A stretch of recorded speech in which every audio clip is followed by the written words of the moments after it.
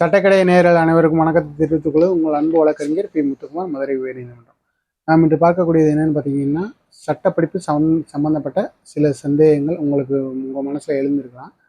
அதுக்கு நான் சொல்கிற பதில் ஓரளவுக்கு திருப்திகரமாக இருக்கும்னு சொல்லி நம்பி தான் இந்த வீடியோ பதிவு. அப்போ சட்டப்படிப்பு சம்பந்தமாக என்னென்ன உங்களுக்கு சந்தேகங்கள் எழும்? ஒரு படிக்காத பெற்றோர்கள் தனது குழந்தை நல்லா படிக்க வச்சு அவங்கள ஒரு சட்டக்கல்லூரியில் பயில வைக்கணும் அப்படின்னு சொல்லி நினைக்கிறாங்க. அவங்களுக்கு ஒரு சில சந்தேகங்கள்லாம் இருக்குது அப்படின்னா, நான் சொல்கிற ஒரு சில அந்த சந்தேகத்திற்கு பதிலளிக்கும் வகையில் இந்த வீடியோ இருந்துச்சுன்னா அது ரொம்ப சந்தோஷம். இப்போ அந்த சட்டப்படிப்பு சம்மந்தப்பட்ட சந்தேகங்களில் ஒரு சில கேள்விகளை நானே அட்டவணைப்படுத்தி அதுக்கு ஒரு சில பதிலையும் தரலான்னு பார்க்குறேன். அது உங்களுக்கு திருப்தியாக இருக்கணும்னு நினைக்கிறேன். அது படிக்காத ஏழை மக்களுக்கு புரிஞ்சு அதை பிள்ளைகளை சொன்னீங்கன்னா அவங்க ஆட்டோமேட்டிக்காக அவங்க கன்வே பண்ணி உங்கள்கிட்டையும் தெரிஞ்சுக்கலாம். நீங்களும் இந்த வீடியோவை உங்கள்ட்ட காமிக்கலாம். ஸோ இப்போ அது சம்மந்தமாக ஃபஸ்ட்டு ஒரு கொஸ்டின் என்னென்னா, லா படிக்கிறதுக்கு அடிப்படை கல்வி என்னென்ன அப்படின்றது தான். இப்போ சட்டப்படிப்பு என்பது 5 வருட படிப்பு இருக்குது, 3 வருட படிப்பு இருக்குது. இப்போ 12ஆம் வகுப்பு நீங்கள் முடிச்சிட்டிங்க அப்படின்னா நீங்கள் என்ன பண்ணலாம்னா 5 வருட படிப்பு படிக்கலாம். 5 வருட படிப்புனா எல்எல்பின்னு சொல்லுவோம். அதாவது 5 வருஷத்தில் எப்படின்னா நீங்கள் பிஏ எல்எல்பி படிப்பீங்க. ஒரு காலேஜில் போய் நீங்கள் படிச்சிங்கன்னா பிஏ 3 வருஷம் படிக்கணும். அதுக்கப்புறம் சட்டம் நீங்கள் பயிலணும்னா திருப்பி 3 வருஷம் படிக்கணும். அப்போ இந்த பிஏவும் நீங்கள் சேர்த்து படிப்பீங்க. அதுதான் 12th முடிச்சுட்டு பிஏ எல்எல்பி. அப்போ 12th முடிச்சுட்டு 12ஆம் வகுப்பு முடிச்சு நீங்கள் லா காலேஜ் சேரணும்னா கண்டிப்பாக சேரலாம். டிகிரி சார் நான் வேறு காலேஜ் டிகிரி படிக்கல, 5 வருஷமும் சட்டமே படிக்கிறேன், அப்போ நான் படிக்கலாமா? நான் கண்டிப்பாக படிக்கலாம். அதுக்கு எப்படின்னா 5 வருட கால படிப்பு இருக்குது, அது எல்எல்பி. அப்போ நீங்கள் டிகிரி முடிச்சுட்டு 12 முடிச்சிட்டிங்க சார், ஏதாச்சும் ஒரு கோர்ஸ் நான் படிக்கணும்னா நீங்கள் எனி டிகிரி படிக்கலாம். பிஇ படிக்கலாம், பிஎஸ்சி படிக்கலாம், BA economics, BA Tamil, BA history, BA வரலாறு, பிஎஸ்சி கெமிஸ்ட்ரி, மேக்ஸு, இந்த மாதிரி படிப்புகள் எனி டிகிரி வேணாலும் நீங்கள் முடிக்கலாம். முடிச்சுட்டோ நீங்கள் சட்டப்படிப்பு மேற்கொள்ளலாம்.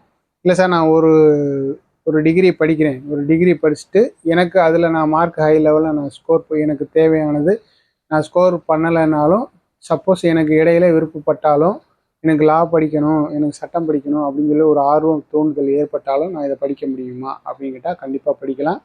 டிகிரி முடிச்சுட்டு நீங்கள் 12th முடிக்கிறீங்க, டிகிரி ஒரு 3 வருஷம் முடிக்கிறீங்க, அதுக்கப்புறம் சட்டப்படிப்புக்கு அதே எல்எல்பி 3 வருஷமாக அந்த பிஏ எல்எல்பின்ற இல்லாமல் நீங்கள் பிஎஸ்சி முடிச்சிட்டிங்கன்னா நீங்கள் அதுக்கு பின்னாடி எல்எல்பின்ற சேர்த்துக்கலாம். அப்போ அடிப்படை கல்வி தகுதி சட்டப்படிப்புக்கு என்ன அப்படின்னா 12ஆம் வகுப்பு டிகிரி. 12ஆம் வகுப்பு முடிச்சிருந்தீங்கன்னா 5 வருஷம், நீங்கள் டிகிரி முடிச்சிருந்தீங்கன்னா 3 வருஷம். ஸோ இதுதான் அடிப்படை கல்வி தகுதி.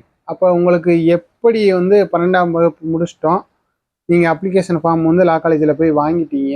வாங்கினதுக்கப்புறம் நீங்கள் என்ன பண்ண போகிறீங்க, ஃபுல் பண்ணி நீங்கள் கொடுத்துருவீங்க. அப்போ நீங்கள் ஒரு ஆள் தான் நீங்கள் அப்ளிகேஷன் வாங்குறீங்களா, ஒரு ஆள் தான் கொடுக்க போகிறீங்களா அப்படின்னு தான் கிடையாது. இப்போ மொத்தத்துக்கே தமிழ்நாட்டில் ஒரு 200 சீட்டு தான் இருக்குது, ஒரு 10 சட்டக்கல்லூரி தான் இருக்குது, அதில் 200 சீட்டு தான் இருக்குன்னா நீங்கள் அப்ளிகேஷன் போடுறது லட்சக்கணக்கான பேர் இருப்பீங்க. அப்போ அந்த 200 பேருமே 200 பேரில் நல்லா படித்து மார்க் வாங்குறவங்க ஒரு சதவீதம் இருப்பீங்க.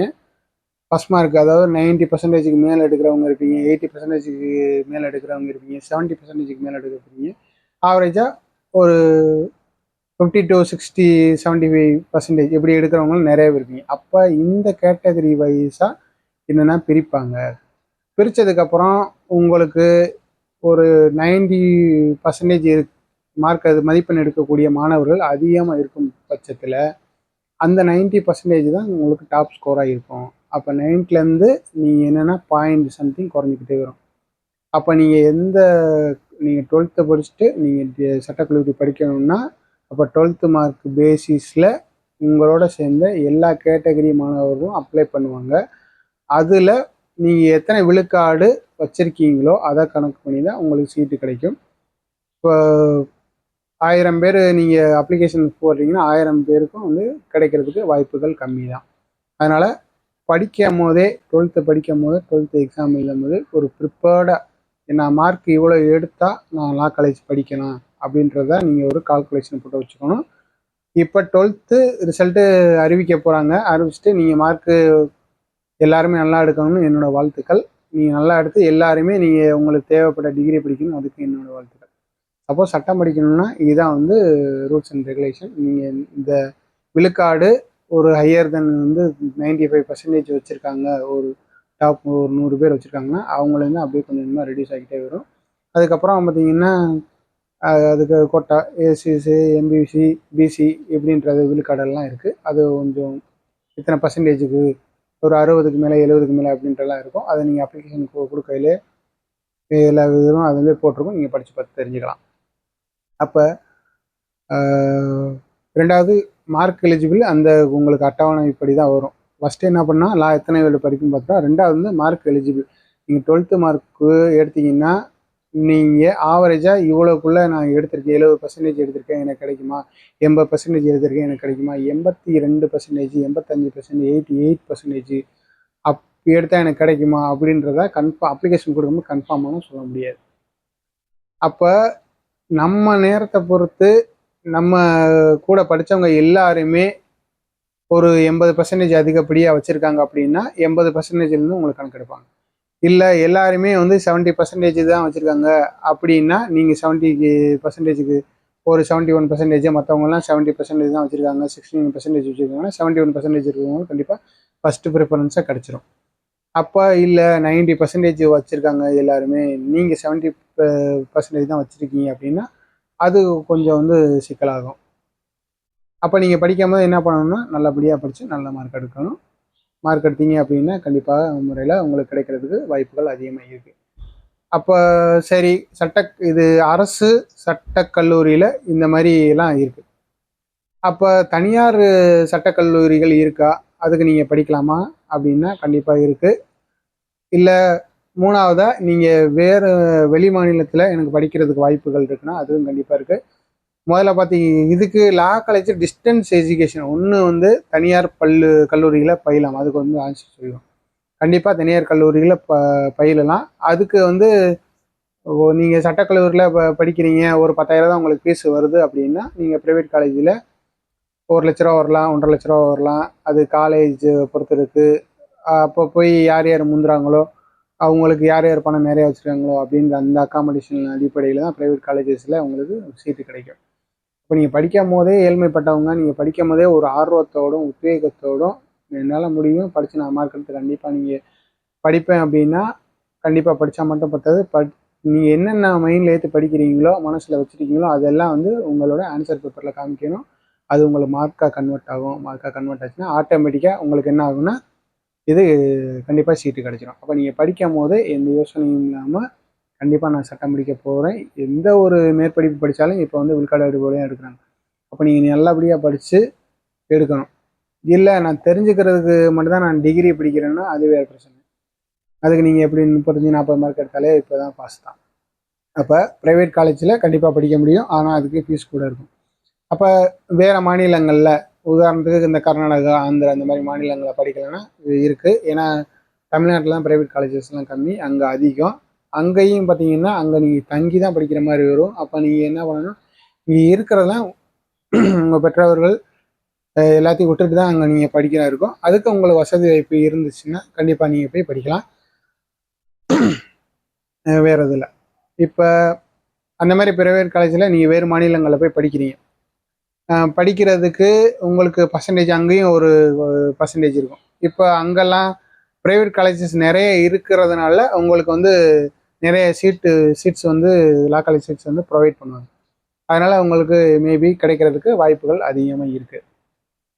அதுக்கு அப்போ நீங்கள் என்ன வேணும்னா உங்களுக்கு கண்டிப்பான முறையில் பணம் அதிகமாக தேவைப்படும். அதுக்கு நீங்கள் வசதி வாய்ப்பை இருக்கணும். அப்படி இல்லைன்னா நீங்கள் படிக்கும் போது ஏதாச்சும் ஒரு பார்ட் டைம் ஜாப் படிச்சிருந்தீங்க, சேர்த்து வச்சுருந்தீங்கன்னா உங்களோட ஏழ்மை பெற்றோரை நீங்கள் சிரமப்படுத்தாமல் நீங்கள் கண்டிப்பாக போய் அங்கேயே போய் தங்கி படிக்கலாம். அங்கேயே அக்காமடேஷன்லாம் எல்லாமே வச்சுருப்பாங்க. எல்லாத்துக்குமே ஆனால் ஃபீஸஸ் இருக்குது, ஏன்னா அது ப்ரைவேட் காலேஜஸ். ஆந்திராவில் போய் கவர்மெண்ட் காலேஜில் சேர்ந்து படிக்கிறதுக்கு நம்ம வந்து தெலுங்கர்கள் கிடையாது, அங்கே போய் நம்ம படிக்கவும் முடியாது. அப்போ தமிழ்நாட்டில் மட்டும்தான் இருக்குது, இவ்வளோ சீட்டு தான், அதுக்கு வந்து இவ்வளோ மார்க் எடுக்கணும் அப்படின்ற ஒரு ப்ரொசீஜர் இருக்குது. ப்ரைவேட் காலேஜஸில் போய் சேரலாம், அதுக்கு நீங்கள் 45% மேலே இருந்தாலே நீங்கள் பைசா இருந்துச்சுன்னா அவங்களுக்கு தேவை வந்து பைசா தான், வாங்கிட்டு உங்களுக்கு சீட்டு கொடுத்துருவாங்க, நீங்கள் நல்லா படிக்கலாம், நல்லா மார்க் எடுக்கலாம். அங்கேயுமே நீங்கள் வந்து நல்லா படித்து நல்லா மார்க் எடுக்கணும் அப்படின்னா தான் உங்களுக்கு இப்போ பாஸ் ஃபெயிலெல்லாம் உங்களுக்கு இருக்குல்ல, அதனால 40க்கு மேலே எடுக்கணும். அதுலேயும் கிரேட் எல்லாம் இருக்குது, ஏ கிரேடு பி கிரேடெல்லாம் இருக்குது, A+ இருக்குது, இந்த மாதிரி கிரேடெல்லாம் வச்சு தான் மார்க் வைஸாக இருப்பாங்க. அப்போ அதர் சைடு போயிட்டீங்க அப்படின்னா நீங்கள் தமிழ்நாட்டில் பொறுத்தளவுக்கு தமிழ் ஆங்கிலம் அப்படின்ட்டு இரு வழியில் வந்து கேள்வித்தாள்களில் வந்து இடம்பெற்றிருக்கும். இப்போ அம்பேத்கர் சட்டக்கல்லூரி எங்கே இருக்குது அப்படின்ற ஒரு கொஸ்டின், அதே மாதிரி வேரி சிச்சுவேட்டர் இன் அம்பேத்கர் காலேஜ் அப்படின்னு சொல்லி கூட கேட்கலாம். அப்போ இரு கேள்விகள் வந்து ஆங்கிலத்திலையும் தமிழ்லையும் கேள்வி இருக்கும், அதுக்கு நீங்கள் தமிழ்லையும் இங்கிலீஷ்லையும் நீங்கள் ஆன்சர் பண்ணிக்கலாம் தமிழ்நாட்டில். அப்போ நீங்கள் அதர் ஸ்டேட்டு போயிட்டீங்கன்னா கண்டிப்பான முறையில் அங்கே அதர் ஸ்டேட்டுக்கு அந்தந்த ஸ்டேட் லாங்குவேஜ் மதர் டங்காக இருக்கும். அவங்க இப்போ ஆந்திரா எடுத்துட்டிங்கன்னா தெலுங்கில் எழுதலாம், இங்கிலீஷில் எழுதலாம்.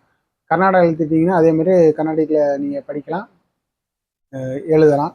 அதேமாதிரி லாங்குவேஜ் பார்த்தீங்கன்னா இங்கிலீஷ் தான் நீங்கள் எழுதணும், படிக்கணும். அப்போ தமிழுங்கிறது அங்கே வாய்ப்பு இல்லை, நீங்கள் எழுத முடியாது. அப்போ நீங்கள் எழுதணும்னு நினச்சிங்கனாலும் வாய்ப்பு இல்லை. நீங்கள் என்ன தான் கண்டமணி கதை அடித்தாலும் கடைசியில் ஆன்சர் ஷீட்டில் முட்டை ஆகும்.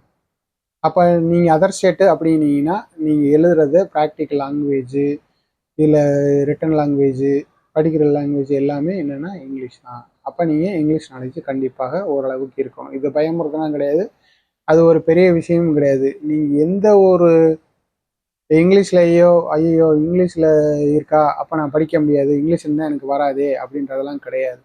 கிராமட்டிக்கல் எரர் வந்து கண்டிப்பாக வரும்.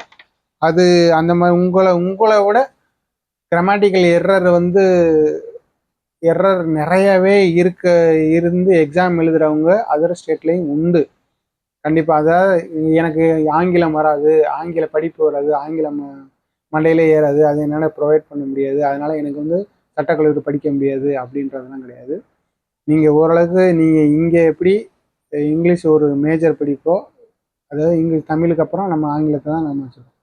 அப்போ ஆங்கிலம் நம்ம படிக்கும் போது அதுக்குமே நீங்கள் ஸ்கூல்லலாம் படிக்கும்போது 35 மார்க் எடுத்தால் தான் பாஸு, 40 மார்க் எடுத்தால் தான் பாஸு அப்படிங்கிற பட்சத்தில் நம்ம பாஸ் ஆகி தான் நம்ம சட்டக்கல்லூரியில் சேரவே நினைக்கிறோம். அப்போ 40 மார்க்கு ஆங்கிலத்தில் கண்டிப்பாக எடுத்திருக்கோம். அதே தான் நீங்கள் கொஞ்சம் இம்ப்ரூவ் பண்ணணும், அதுக்கு சிரமப்பட தான் வேணும். ஏன்னா அது படிப்பு, அது உங்களோட வாழ்க்கையோட லட்சியம் அப்படின்ற பட்சத்தில் நல்லாவே நீங்கள் படிக்கணும். அப்போ அதர் ஸ்டேட்டில் என்ன லாங்குவேஜ் இருக்குது, அவங்களோட மதர் டங் இருக்குது, அவங்க தெலுங்குலையும் எழுதுவாங்க, இங்கிலீஷில் எழுதுவாங்க. ஏன்னா நம்மளுக்கு தெலுங்கு தெரியாது, தெலுங்கில் நம்ம எழுத முடியாது. அப்போ நம்ம என்ன பண்ணணும்னா இங்கிலீஷில் கம்பல்சரி படித்தாகணும். படித்ததை நம்ம இல்லை சார் எனக்கு இங்கிலீஷ் தெரியாது, படிக்க முடியாது, எனக்கு புரிஞ்சிக்க முடியாது, எனக்கு சொல்லிக் கொடுக்கலாம் ஆள் இல்லை அப்படின்னா நீங்கள் நிறையா சட்ட புத்தகங்கள்லேயே வந்து தமிழ்லையும் இருக்குது. நான் உங்களுக்கு வேணால் கமெண்ட் பாக்ஸில் போடுறேன் அது என்னென்ன புக்குன்னு சொல்லி. ஏன்னா நாங்கள் படிக்கிறப்போ நாங்களும் இங்கிலீஷ் மீடியம்லாம் பியூர் இங்கிலீஷ் மீடியம் அப்படின்றதெல்லாம் கிடையாது. எங்களுக்கும் எப்படி சொல்கிறது, இங்கிலீஷ் மீடியம் கிடையாது, தமிழ் தான் பேசுவோம். இப்போ பேசுகிற எல்லாமே பார்த்தீங்கன்னா தமிழ் தான், ஒரு சில வார்த்தைகள் தான் வந்து இங்கிலீஷ்லேயே வரும். அப்போ நம்மளோட நாலேஜை வந்து எப்பயுமே எந்த எக்ஸாமாக இருந்தாலும் என்னால் கண்டிப்பாக வந்து பேப்பரை நான் ஃபுல்லப் பண்ணுவேன், ஆன்சரை கரெக்டாக எழுதுவேன், மார்க் நான் கரெக்டாக எடுப்பேன் அப்படின்ற ஒரு மன தைரியத்தை அவங்கள்ட்ட வரவழைச்சிக்கணும். மனதைரியம் இருந்தால் தான் படிக்க முடியும். படித்தா தான் நீங்கள் மண்டையில் ஏறினாலும் நீங்கள் பேப்பர்ஸில் காட்ட முடியும், நீங்கள் மார்க் அதிகமாக எடுக்க முடியும், சட்டப்படிப்பில் பாஸ் ஆக முடியும். ஸோ இதை மனசில் வச்சுக்கிட்டு நீங்கள் அதர் ஸ்டேட்டில் போய் கண்டிப்பாக நீங்கள் படிக்கலாம், ஜெயிக்கவும் செய்யலாம். அப்போ அதர் ஸ்டேட்டில் படிக்கிறதுல உங்களுக்கு என்னென்ன கண்டிப்பாக வேணும், கண்டிப்பாக வந்து மணி ஓரியன்டாக இருக்கணும். ரெண்டாவது லாங்குவேஜ் இங்கிலீஷ் தான், அது ரெண்டுமே உங்களுக்கு பிரச்சனைனா கண்டிப்பாக படிக்கலாம். அப்போ மூணாவது, இப்போ நீங்கள் 5 வருஷம் சட்டக்கல்லூரியில் படிச்சிட்டீங்க, 3 வருஷம் சட்டக்கல்லூரியில் படிச்சிங்க, 12th முடிச்சிட்டிங்க, 5 வருஷம் படிச்சிட்டிங்க, சட்டம் பயின்று முடிச்சாச்சு, டிகிரி வாங்கிட்டீங்க.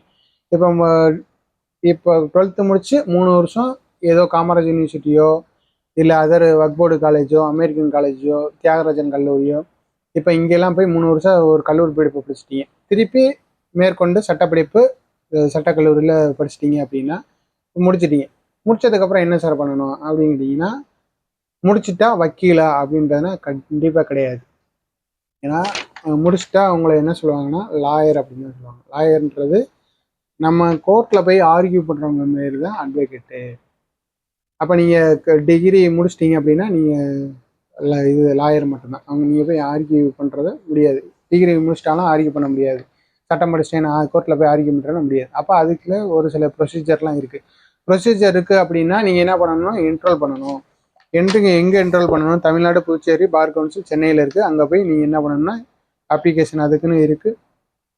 நீங்கள் மார்க்கு அதுக்கு எலிஜிபிள் அப்படின்றதெல்லாம் இருக்குது. 10th அதுக்கு என்னென்ன ப்ரொசீஜர், என்னென்ன சர்டிஃபிகேட்லாம் கேட்பாங்க, என்னென்ன மதிப்பெண் சான்றிதழ்லாம் கேட்பாங்க அப்படின்னு பார்த்தீங்கன்னா 10th mark sheet, 12th mark sheet, degree 3 வருஷம் முடிச்சிங்கன்னா கண்டிப்பாக டிகிரி, அதுக்கப்புறம் சட்டக்கல்லூரி வரும். இல்லை நான் 10th முடிச்சிட்டேன், 12th முடிச்சிட்டேன், அதுக்கப்புறம் சட்டக்கல்லூரினா அந்த 5 வருஷம். ஸோ இந்த 3க்குமே மார்க் ஷீட்டு கண்டிப்பாக வச்சுருக்கணும். இது எல்லாமே வெரிஃபிகேஷன். அப்போ நீங்கள் இதில் போய் என்ரோல் பண்ணுறீங்க. பார்க்கு தமிழ்நாடு, புதுச்சேரி பார் கவுன்சிலில் போய் என்ரோல் பண்ணுறீங்க. என்ரோல் பண்ணதுக்கப்புறம் என்ன ஆகுன்னா வெரிஃபிகேஷன் போடுவாங்க.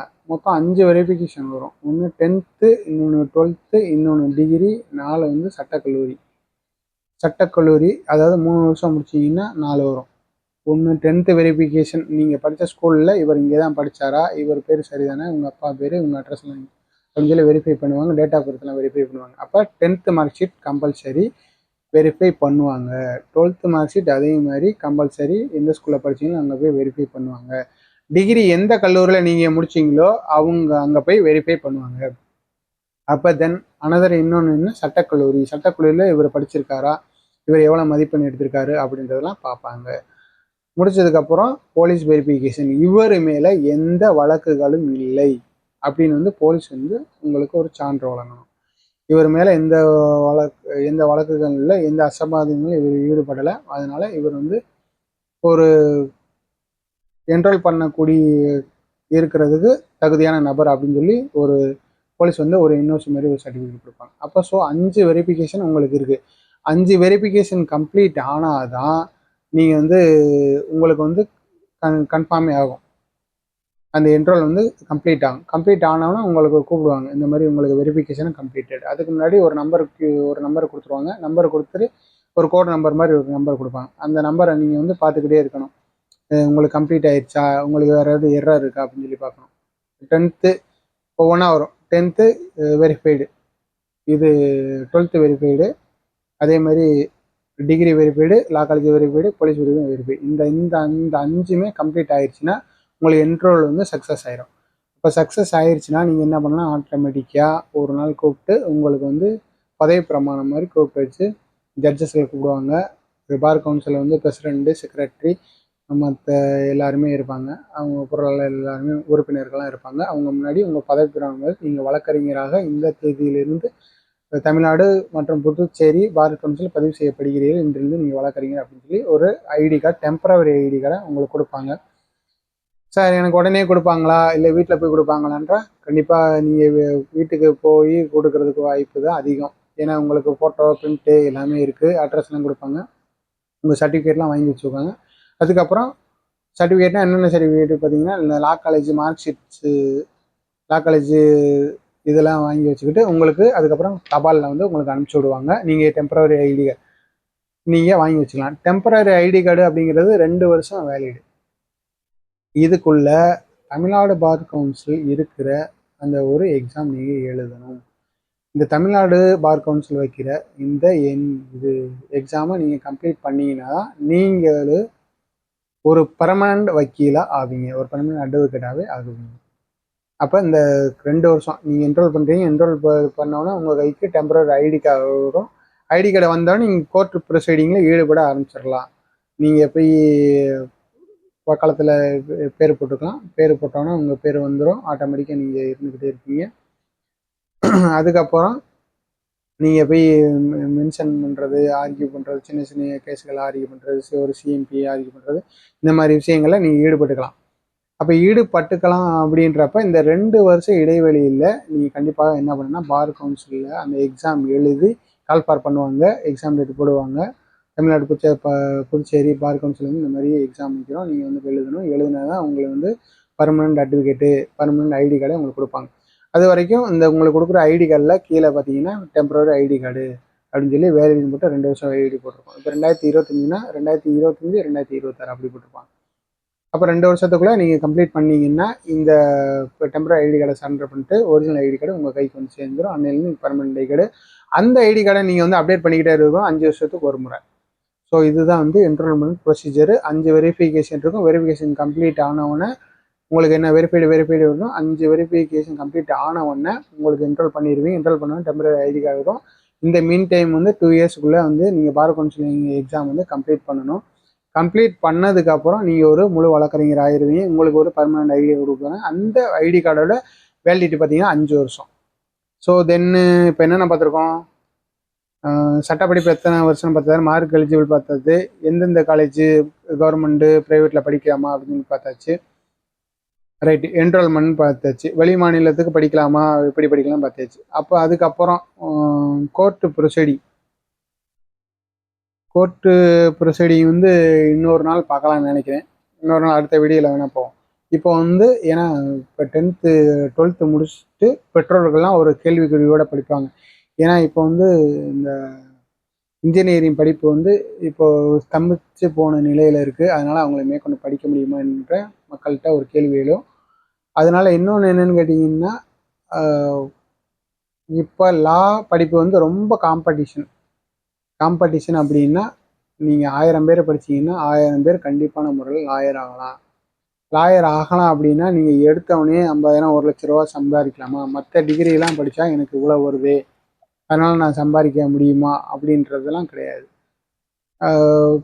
இப்போ ஒரு ஒர்க் ஷாப்பில் போய் ஒரு வேலைக்கு சேர்ந்துட்டோம் அப்படின்னா நீங்கள் ஃபஸ்ட்டு போனவொன்னே உங்களுக்கு பெருசாலாம் சம்பளம்லாம் கிடையாது. இப்போ நாங்கள் வேலை பார்த்துக்கிட்டே படித்ததுனால இப்போ சின்ன பிள்ளையிலே பார்த்தீங்கன்னா ஒர்க் ஷாப்பில் போய் வேலை வைப்போம், லீவுக்கெல்லாம் வேலை வைப்போம். இப்போ வேலை பார்த்தோம்னா அவங்க எவ்வளோ கொடுப்பாங்க, அதிகபட்சம் 2 ரூபா கொடுப்பாங்க. அப்படின்னா ஒரு டீ ஒரு வடை வாங்கி கொடுப்பாங்க. இவ்வளோ தான் அந்த சேலரின்ட்டு சொல்லவே முடியாது. ஒர்க் ஷாப் விடும் போதே இவனுக்கு ஏதாச்சும் வேலை பழகி கொடுப்பா அப்படின்னு சொல்லி தான் உங்கள் பெற்றோர் வந்து இன்னும் ஒர்க் ஷாப்பாகவே விடுவாங்க. ஆனால் இப்போ அது அப்படிலாம் கிடையாது. யாரும் அந்த மாதிரி கஷ்டப்படுறதுக்கு வாய்ப்புகள் ரொம்ப கம்மி தான். அதனால் பெற்றவங்க பிள்ளைங்கள்லாம் கஷ்டப்படாமல் வைக்கணும் அப்படின்னு நினச்சிக்கிட்டே இருக்காங்க. ஸோ அந்த ஒர்க் ஷாப்பில் நாங்கள் வேலை பார்த்தப்ப எங்களுக்கு இவ்வளோ தான் கொடுத்தாங்க. எங்களுக்கு வேறு எதுவுமே பெருசாக இல்லை. அப்போ நான் எடுத்த உடனே அதே ஒர்க் ஷாப்பில் போய் வேலை பழகிறதுக்கும் வேறு மெத்தேடு. நீங்கள் ஷோரூமில் போய் நீங்கள் பீஸ் விற்றா எனக்கு கமிஷன் அப்படின்றதும் ஒரு பர்சன்டேஜ் தான். ஸோ எந்த ஒரு துறையிலையுமே வளர்ச்சி அடையணும். ஃபஸ்ட்டு போய் நீங்கள் ஒர்க் ஷாப் போய் வேலை பார்த்தீங்கன்னா உங்களுக்கு மினிமம் வேஜஸ் எதுவுமேலாம் கிடையாது.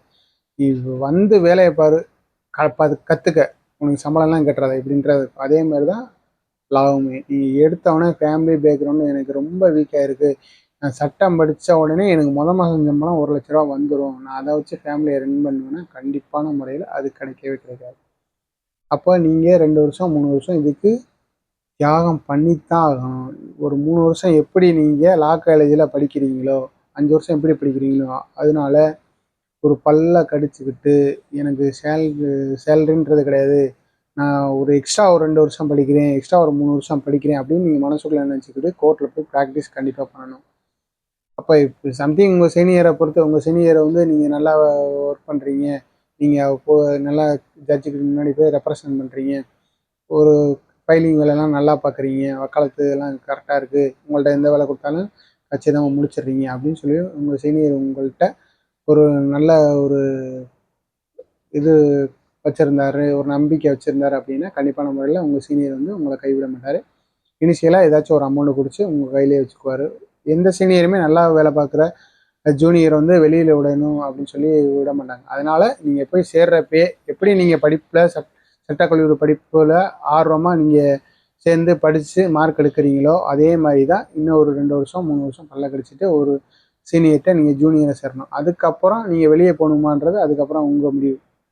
இந்த 3 வருஷத்துக்குள்ளே 2 வருஷத்துக்குள்ளே நீங்கள் நல்லா பழகிடுறீங்களா, கேசஸ் எல்லாம் நல்லா உங்களுக்கு எழுத வந்துடுதா, சார் சொல்ல சொல்ல நீங்கள் வந்து டிக்டேட் எழுதுறீங்களா, கேஸ் எல்லாம் உங்களால் ஓனாக எழுத முடியுதா, ஒரு பெட்டிஷன் போலீஸ் ஸ்டேஷனில் ஒரு புகார் உங்களால் எழுத முடியுதா, ஒரு மனு உங்களால் எழுத முடியுதா, ஒரு இடைக்கால மனு உங்களால் எழுத முடியுதா, ஒரு கேசஸ் ஒரு சின்ன சின்ன ஆக்சிடென்ட் கேஸை வந்து உங்களால் எழுத முடியுதா, ஒரு டைவர்ஸ் கேஸுக்கு உங்களால் எழுத முடியுதா?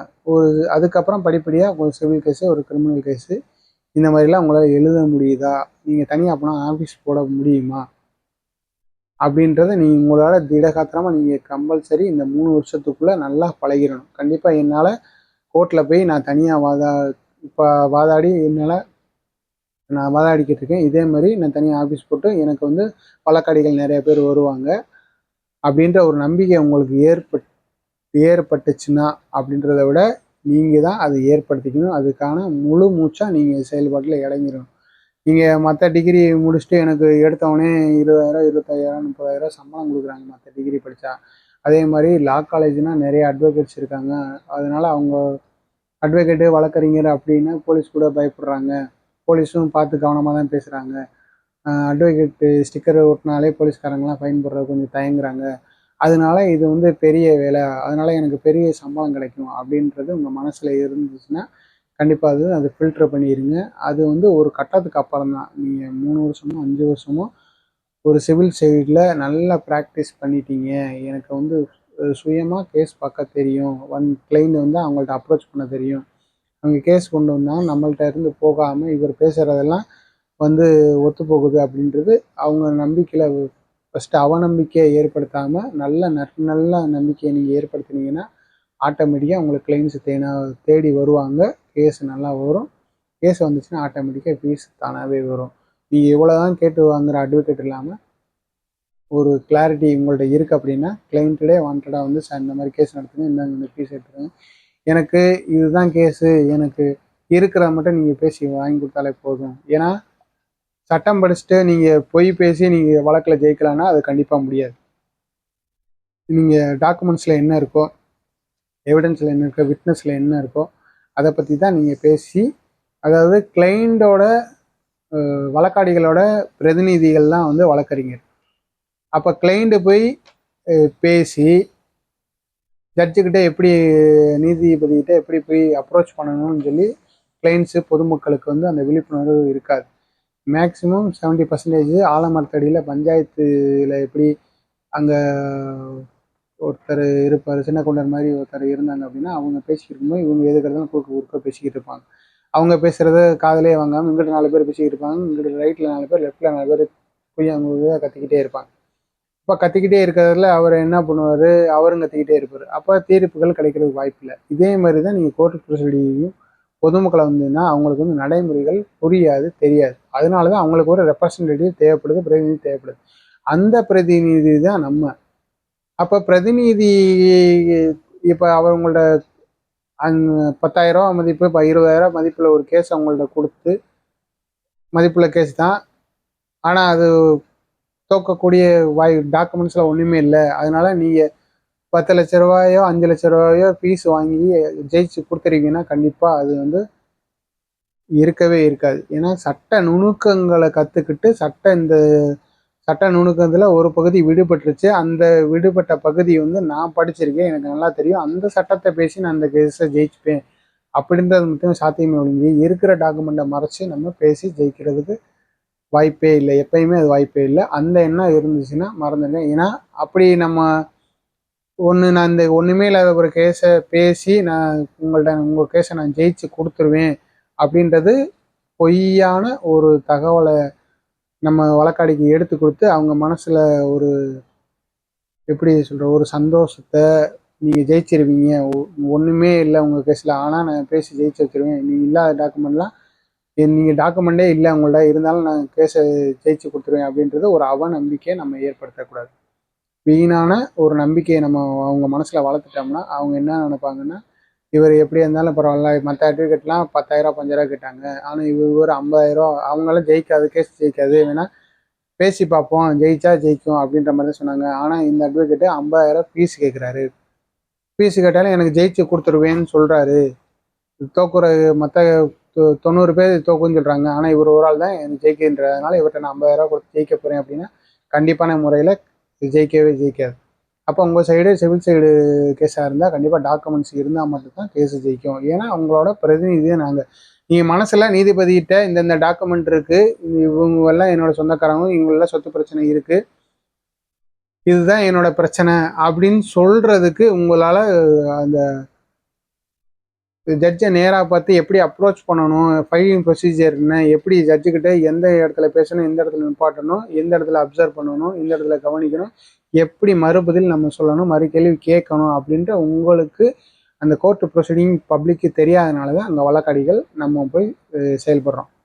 அப்படின்ற பட்சத்தில் இதுதான். அப்போ சிவில் சைடை பொறுத்தளவுக்கு, கிரிமினல் சைடை பொறுத்த வரைக்கும் நீங்கள் வழக்கறிஞர் படிப்பு முடிச்சிட்டிங்க அப்படின்னா நீங்கள் உங்கள் பக்கத்து என்ன பண்ணணும்னா நல்லா லேர்ன் பண்ணணும், கோர்ட்டு ப்ரொசீடிங் போய் பார்க்கணும், பார்த்து நீங்கள் கற்றுக்கிட்டால் தான் அந்த இதில் ஜெயிக்கவே முடியும். அப்போ 3 வருஷமோ 5 வருஷமோ நீங்கள் கடுமையான பயிற்சியிலேயே ஈடுபட்டீங்கன்னா தான் நீங்கள் கண்டிப்பாக வழக்கறிஞர் தொழிலில் முன்னேற முடியும். சீக்கிரமே ஏர்னும் பண்ணலாம், லேர்னும் பண்ணலாம், ஏர்னும் பண்ணலாம். அப்போ நீங்கள் கற்றுக்கவும் முடியும், சம்பாதிக்க முடியும். அப்போ நீங்கள் ரொம்ப ஆர்வமாக நீங்கள் எப்படி கண் முழிச்சு 12க்கு படிச்சிங்களோ, டிகிரிக்கு படிச்சிங்களோ, லா காலேஜ் படிச்சிங்களோ, பரீட்சையில் நான் பாஸ் ஆகணும், நிறைய மார்க் எடுக்கணும், இவ்வளோ பர்சன்டேஜ் வைக்கணும், மேற்கொண்டு படிக்கணும் அப்படின்ற ஒரு வெறித்தனமாக இருந்தீங்களோ, அதே அளவுக்கு கான்ஃபிடென்ட்டும் ஆர்வமும் செயல்பாடுகளும் கோர்ட்டுக்குள்ளே வந்தும் நீங்கள் கற்றுக்கிட்டால் மட்டும்தான் இந்த ஃபீல்டில் ஜெயிக்க முடியும். இல்லை நான் வக்கீல் ஆகிட்டேன், எனக்கு ஆட்டோமேட்டிக்காக பைசா வந்துடுன்னா ஒன்றுமே கிடைக்காது. மீண்டும் ஒரு அடுத்த காணொலியில் கண்டிப்பாக சந்திப்போம். இதோட மீதி பேலன்ஸ் உங்கள்கிட்ட இருக்குது. இப்போதைக்கு சட்டப்படிப்பு படிக்க நினைக்கின்ற மாணவர்களுக்கு தான் இந்த பதிவு. இதை பார்த்து யாராச்சும் படிக்காதவங்க இருந்தாங்கன்னா அவங்கள்ட்ட கொஞ்சம் ஷேர் பண்ணி அவங்களுக்கு கொஞ்சம் எடுத்து சொல்லுங்க. பார்த்தவங்க நீங்கள் படித்தவங்கள இருந்தீங்கன்னா அவங்கள்ட்ட இந்த மாதிரி ஒரு சொல்கிறாருப்பா, இது கரெக்டாக இருக்குமான்னு பாருங்கள் அப்படின்னு சொல்லி நீங்கள் கேட்டுக்கலாம். கேட்டு உங்களுக்கு பிடிச்சிருந்தா இதை படிக்கலாம். இதோட ஒரு இனிஷியலாக ஒரு 100% என்னோட பதிவு இல்லைனாலும் 1% கண்டிப்பாக இருக்கும். இந்த 1% உங்களுக்கு உதவுனாலும் எனக்கு சந்தோஷம்தான். நன்றி, வணக்கம். மீண்டும் ஒரு சந்திப்போம்.